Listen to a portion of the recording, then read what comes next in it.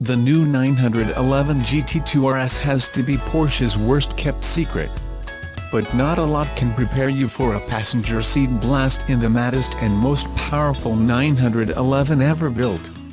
This is what we know: the new GT2 RS will have an excess of 650 bhp and 553 pounds-ft, via a heavily revised 3.8-litre twin-turbo flat-six pinched from the 911 Turbo S. There's water injection intercooling, new internals, unique turbochargers, and more. It bends the turbo's four-wheel drive, driving only its rear wheels, adds a 7-speed PDK gearbox, and raids the GT department's parts bin for all the best bits.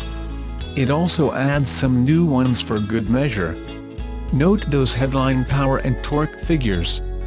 Porsche is currently willing to communicate they are conservative. Each comes with a greater than symbol, suggesting the final figures will be significantly more. Just think about that for a second. It will, in the words of GT department boss Andreas Perjuninger, shout "I'm the alpha animal." That's very deliberate, for the GT2 RS is a 911 that appeals to a rather different customer than other models. The prototype here might look like a GT3 RS with cladding, because that's what it is. But visually the production car promises to be even more unhinged, with a huge front splitter, massive rear diffuser and plenty of exposed carbon fiber. It'll include two NACA ducts on the bonnet that feed air to cool the standard carbon ceramic brakes. Choose the optional WISEC pack, like a Porsche 918 Spyder gets, and you'll add titanium, magnesium and more carbon into the mix, and shave 30 kilograms off the anticipated sub 1,500 kilograms curb weight. Perjuninger says the GT2 RS is all about competition. By that, he means pummeling them into submission around that track.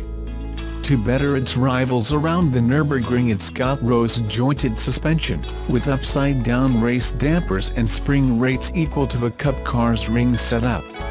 Even so, it rides with remarkable civility on the roads around WISEC. And that lap time?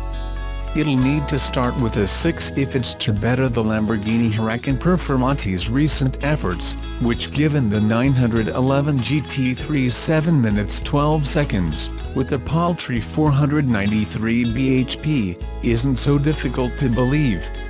Certainly not from where we're sitting. The 3.8-litre engine's force is brutal, and we mean 918 Spyder ferocious. Forget any talk that turbocharging robs an engine of sound too. Sat on the red Alcantara interior, a reverential, eye-straining nod to the design option by 60% of previous Gen 997 GT2 RS owners, you're not just physically stimulated by the engine's ferocity and the chassis grip, but orally too. The expectation is a top speed in excess of 211 mph. A 0-62 mph under 3 seconds and 0-124 mph comfortably under 9. Yet, says Perjuninger, it'll have all the agility and poise of a 911 GT3 RS. Job well done then? We'll only know for sure when we've actually driven it. But on early evidence from the wrong seat, it looks to be a job very well done.